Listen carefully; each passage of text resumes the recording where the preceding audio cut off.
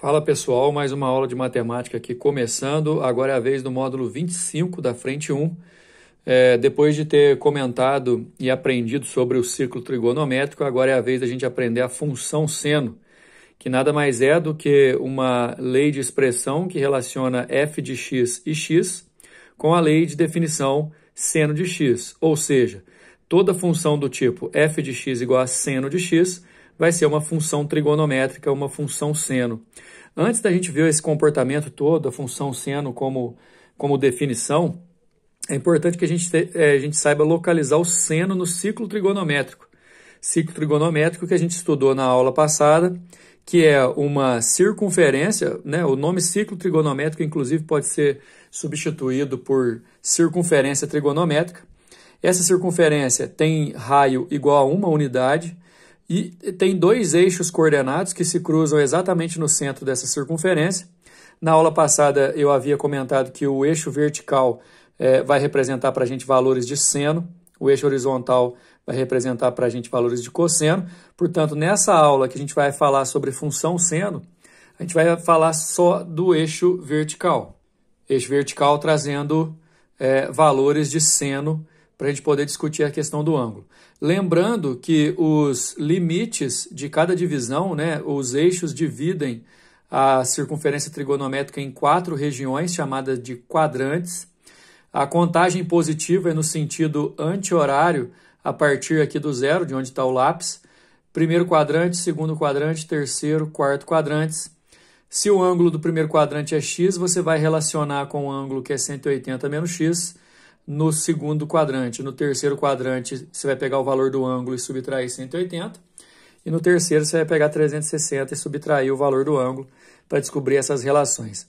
Nessa aula, você vai ter que lembrar que seno, cosseno e tangente, né, eu sei que o nosso foco principal é o seno nessa aula, porque é a função seno que nós estamos estudando, mas lá atrás, na trigonometria do triângulo retângulo, a gente reviu que seno, cosseno e tangente dos ângulos 30, 45 e 60 são valores notáveis, portanto, valores que vocês devem dominar.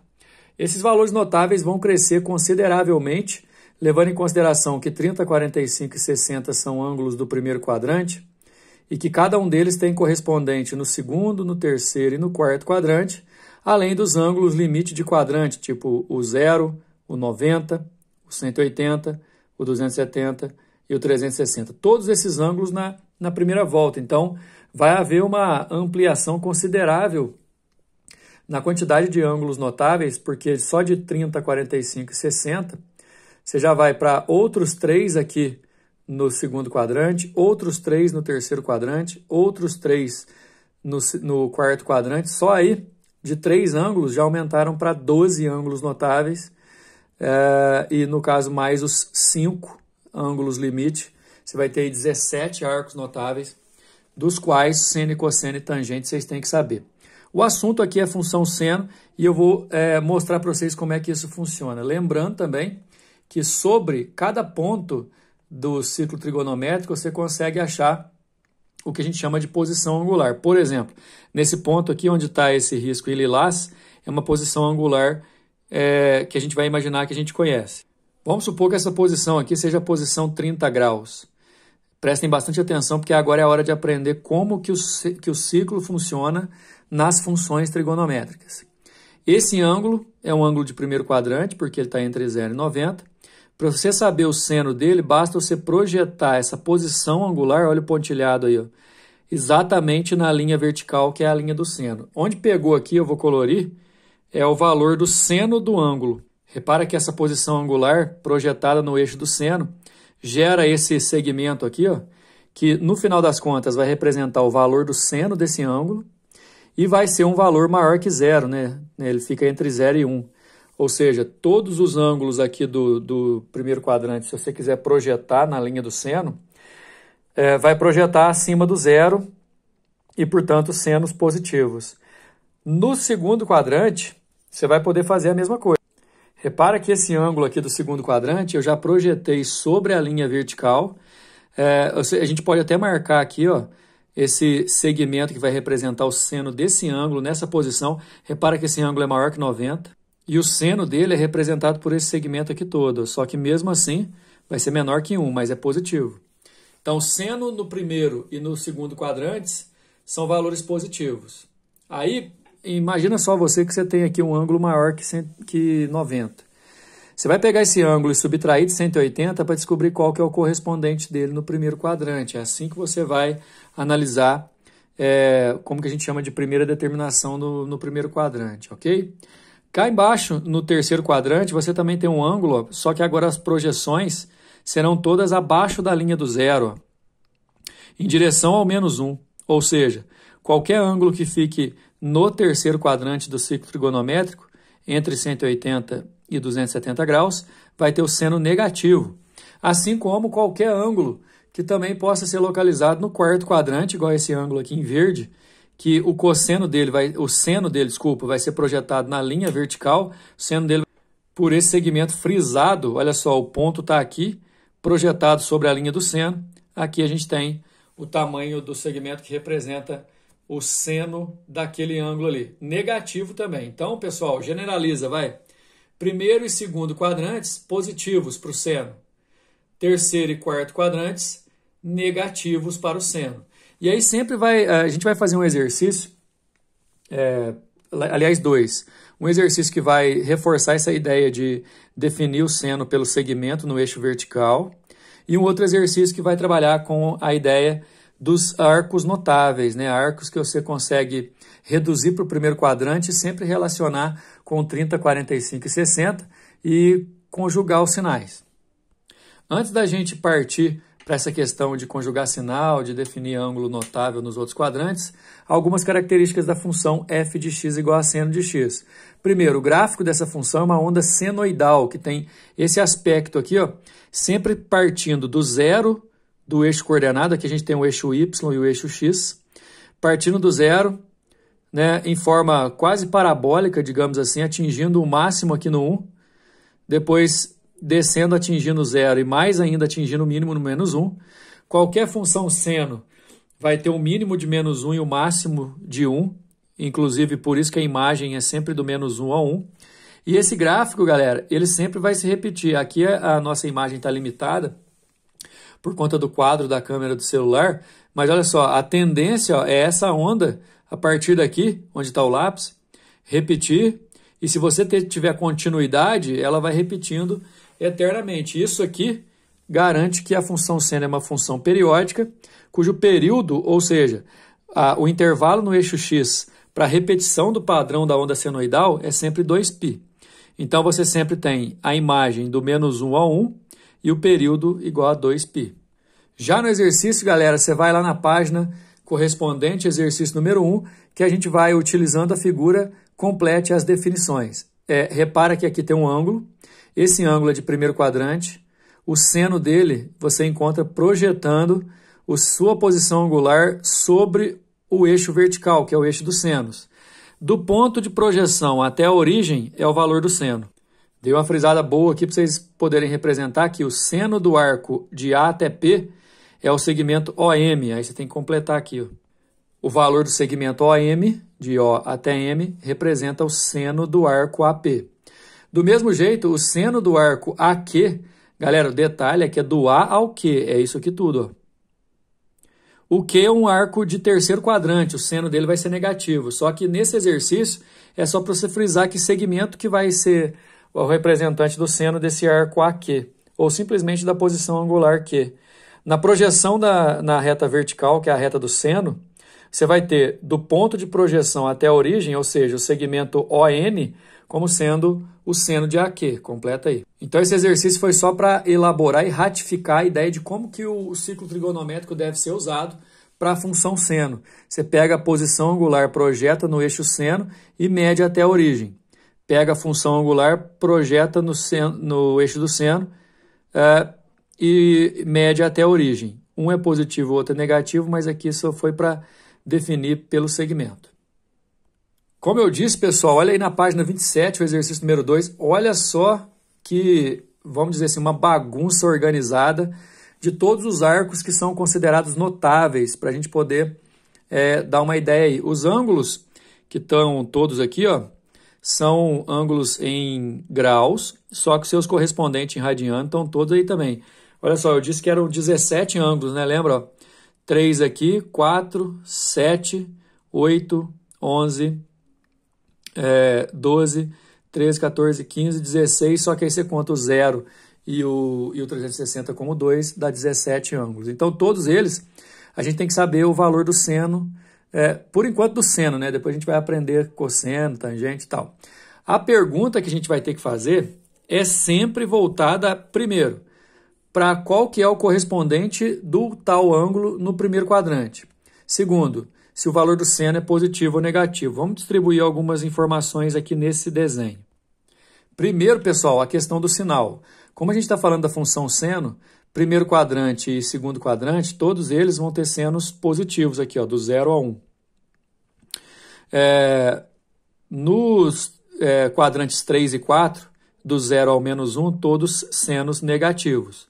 Além disso, para você descobrir qual que é a relação do ângulo em questão com o ângulo no primeiro quadrante, que aí você tem que saber os valores do primeiro quadrante, depois só raciocinar, você vai fazer 180 menos o ângulo no segundo quadrante, o ângulo menos 180 no terceiro quadrante e 360 menos o ângulo nesse nosso quarto quadrante. E outro detalhe, além do que, no primeiro quadrante, os ângulos, ó, 30, 45 e 60 são os ângulos notáveis. Daquela tabelinha de seno, cosseno e tangente, você sabe que o seno de 30 é meio, o seno de 45 é raiz de 2 sobre 2 e o seno de 60 graus é raiz de 3 sobre 2. E tem mais uma coisa. Os ângulos de limite de quadrante, olha aqui, ó, esse ângulo, o 0 e o 360, se você for projetar na linha do seno, vai dar bem em cima do 0. Então, 0 e 360, o seno de 0 e o seno de 360 vale 0. O 90 graus ele fica bem em cima do 1 do seno, então o seno de 90 é 1. O 180, se você for projetar no seno, vai bater bem no 0, então o seno de 180 é 0. E o 270 fica bem em cima do menos 1, seno de 270 é menos 1. Então, no geral, é isso aqui que você vai ter que saber para depois raciocinar. O exercício aqui, por exemplo, já está completando para você. Está falando que o seno de 30 é igual ao seno de 150. Por quê? 150 graus, vamos lá. 150 graus está no segundo quadrante. Para você saber o seu correspondente, você vai fazer 180 menos o ângulo. 180 menos 150 dá 30. Então, quer dizer que o seno de 150 é igual ao seno de 30, e inclusive é positivo. E o seno de 30 é meio. Aí, seno de 150 é meio. Olha o 210. O seno de 210, o 210 está aqui, ó. Está dizendo que ele é igual ao seno de 330, porque olha aqui, ó, na mesma linha. E os dois são negativos. Agora, o que eu disse sobre ângulo de terceiro quadrante? Você vai fazer o ângulo menos 180. O ângulo é 210. 210 menos 180 dá 30. Então, o 210 tem a ver com 30. Pensa no 330. 330 é no quarto quadrante. Você vai fazer 360 menos 330. Dá 30 graus também. Então, tanto o 150 quanto o 210 quanto o 330, eles têm a ver com 30 graus. Tanto é que o valor do seno, ó, deu meio e aqui também deu meio.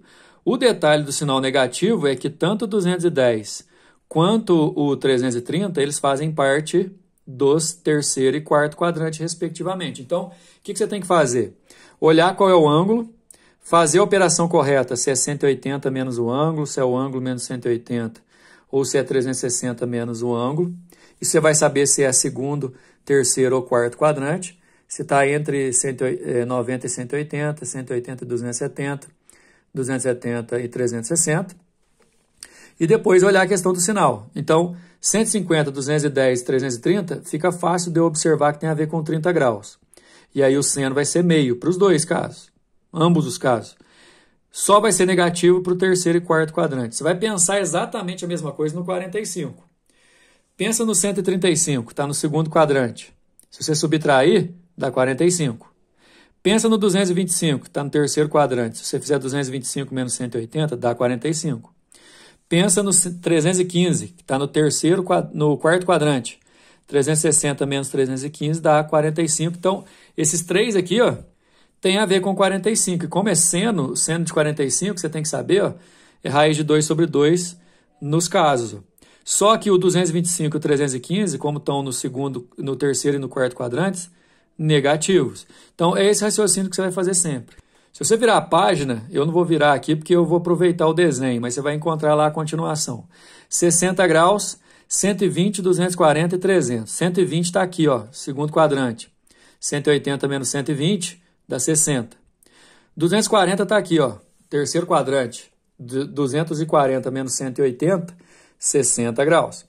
300 graus está aqui, ó, no quarto quadrante. 360 menos 300, 60 graus. Então, os três aqui, ó, tem a ver com 60. O que quer dizer que, para você definir o seno de 120, o seno de 240 e o seno de 300, você vai pensar no seno de 60, que é a raiz de 3 sobre 2. Tá aqui, ó. Só que o 240 e o 300, que fazem parte do terceiro e do quarto quadrante, o seno negativo.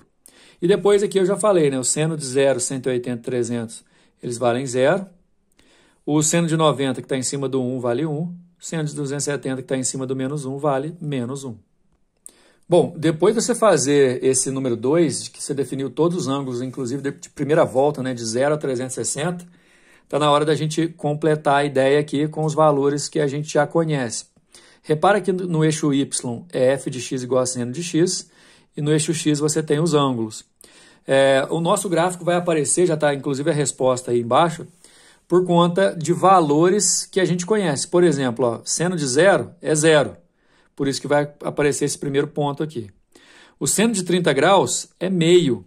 Então, vai aparecer esse primeiro ponto aqui. Aliás, pessoal, vocês podiam completar esses pontos no próprio desenho da apostila. Então, esses pontos, ó. Seno de 90 é 1. O seno de 150 a gente viu que é igual ao de 30, porque está no segundo quadrante, meio. Seno de 180 é 0. O seno de 210 é igual ao de 30, meio, só que como ele é do terceiro quadrante, ele é negativo. O seno de 270 é menos 1. O seno de 330, você tira de 360, dá 30, né? Então, o seno dele é igual ao de 30, só que como está no quarto quadrante, é negativo, e o de 360 vale 0. Depois, é só ligar esses pontos. Ligando esses pontos aqui, você tem o que a gente chamou de padrão senoidal da curva, né? Você tem aqui uma onda senoidal, que é o gráfico da função f de x igual a seno de x. Número 4 é também em relação ao exercício anterior, então eu vou até devolver o gráfico aí. Tá aí o gráfico que a gente fez no número 3. Ele quer saber o período da função. O período, pessoal, é o intervalo que você conseguiu preencher como um todo e que tem a tendência no eixo x de repetição. Então, você vai ver aqui, ó, a onda inteira é quando o ângulo é de 360. Então, toda vez o período da função seno de x é 360, se for em graus, igual aqui, ou 2π se for radiano. E a imagem, galera, engloba do valor mínimo que você pega no eixo y, que é o menos 1, até o valor máximo que você pega no eixo y, que é 1. Então, a imagem da função seno de x sempre assim, ó, menos 1 até 1. Para finalizar, a gente tem o número 5 aí como forma de problema. Um supermercado que fica aberto 24 horas por dia faz a contagem do número de clientes na loja a cada 3 horas.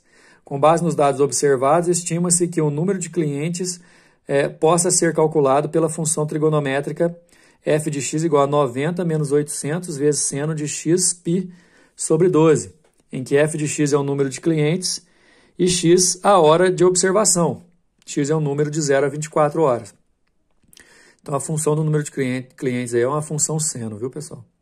Utilizando-se essa função, a estimativa da diferença entre o número máximo e o número mínimo de clientes dentro do supermercado em um dia completo é igual a... Presta atenção numa coisa, porque a gente vai ter que destacar a parte principal da função. A parte principal da função, pessoal, é essa que está com o seno de xπ sobre 12, porque ela pode ter um valor máximo de 1 e um valor mínimo de menos 1, certo? Só que como esse sinal aqui é negativo, ó, o número de clientes vai ser máximo quando o seno aqui der menos 1, porque aí menos com menos dá mais, aí você vai acabar somando. Vai ser mínimo o número de clientes quando o seno aqui for 1, porque aí o menos aqui com o mais do 1 vai dar negativo, você acaba subtraindo. E é baseado nisso que a resolução tá, olha só.